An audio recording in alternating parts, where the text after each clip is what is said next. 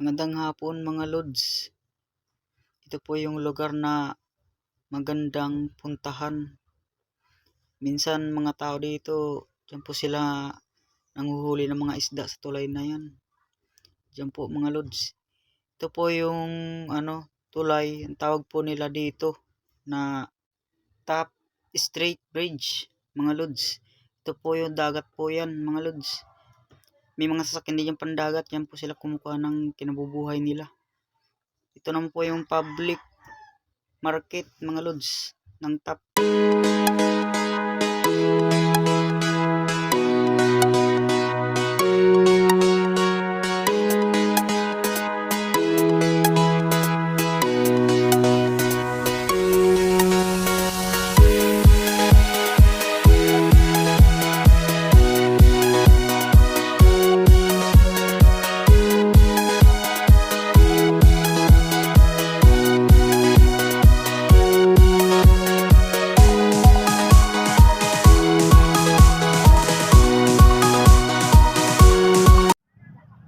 Yan muna tayo mga lods. Huwag niyong kalimutan mag-follow, like, share, and subscribe. Thank you po.